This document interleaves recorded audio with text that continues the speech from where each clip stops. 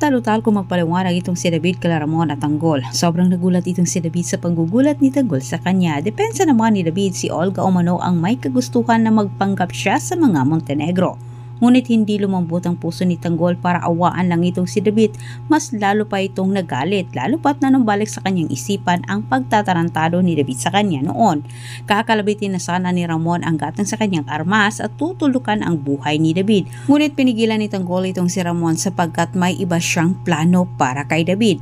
Gustong mangyari ni Tanggol na maranasan din umano ni David ang mga naranasan niya sa loob ng kulungan.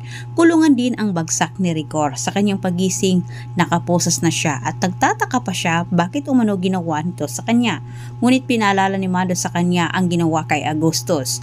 Gusto naman ni Rigor na kasuhan din itong si Tanggol dahil sa pagtangka umano sa kanyang buhay. Ngunit sa kasawiang palad, walang nagkusang tumistigo para kay Rigor at idiin itong si Tanggol sapagkat ang lahat ng saksi ay tikong bibig. Kabilang banda, nabalitaan ni Tanggol mula kay Agustus na buhay pa itong si Rigor at makukulong ito.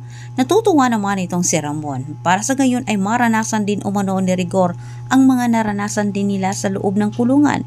Tinawagan kaagad ni Ramon ang kanyang tauhan sa loob ng kulungan para sa kanyang masamang binabalak laban kay Rigor. Nabanggit ni Ramon kay Tanggol na si David umano ang nagratrat sa mga kabalyero para makuha ang mga ari-arian nito.